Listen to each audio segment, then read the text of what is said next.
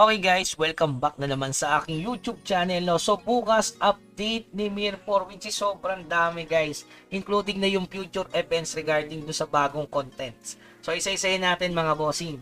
So unang-una, syempre maintenance bukas starting ng alas 7 ng umaga hanggang alas 12 ng tanghali. Sobrang haba mga boss.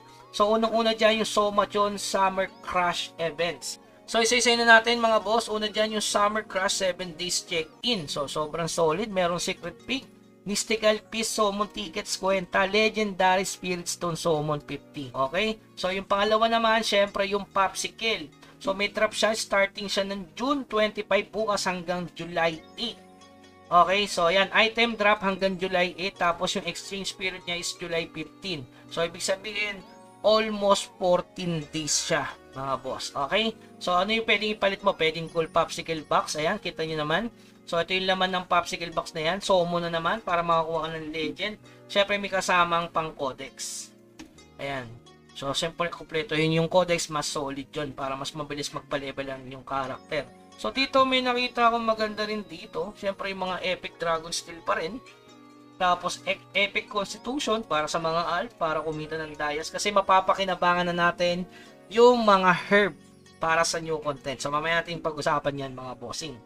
Okay, yung pangatlo, eto, hinihintay ng lahat, yung sa solitude training. So mababa yung cost rate niya ngayon sa energy at pinababa yung kanyang failure rate. Ayan, kung makita nyo 30% dati 40 ata to, no? 60-40 tama ba? Hindi ko matandaan eh. So dito kasi sa level 6, alam ko dito 20% pero yung 25% na yung success rate. Yung tangle niya is 25%. So ngayon yung pagkakataon nyo para makapag-upgrade kayo sa potential at syempre yung solitude training. Okay? So sobrang solid yan mga boss. Tapos ito new upgrade konting cosmic harmony. So napag-usapan na natin to. Nandyan yung link sa baba. Ito yung itsura nun guys. So na-discuss na natin to. So nandyan na lang yung link sa baba guys. Ayan, may dagdag lakas. Ayan, pang-upgrade yan. Sabi ko sa inyo, tataas yung presyo ng mga halaman siguro. Sana pati yung energy, ayan kita nyo naman, kailangan ng energy ngayon dyan. So possible na tumaas yung energy guys. Baka naman may gold kayo, bili kayo ng energy.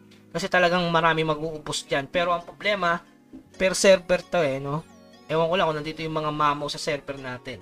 Okay? So yun yung harmony na yan, nilabas na mga boss.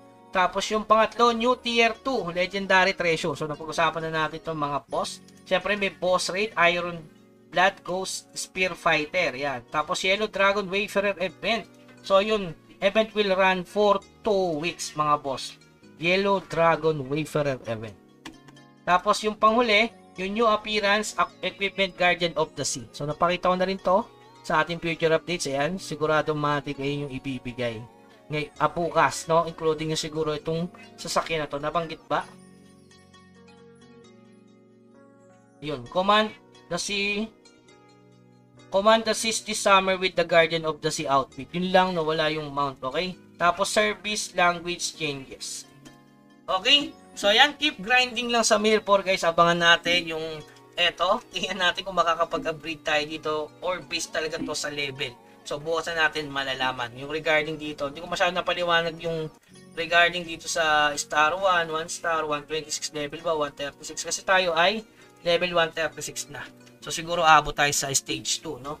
So sana naman. Okay? So yun lamang guys, huwag kalimutan mag-subscribe sa ating channel at i-follow yung ating FB page at i-like mo na rin yung ating video para sa iba pang mga updates kay Mir4 man yan o kay Nigro. Hanggang sa muli, paalam.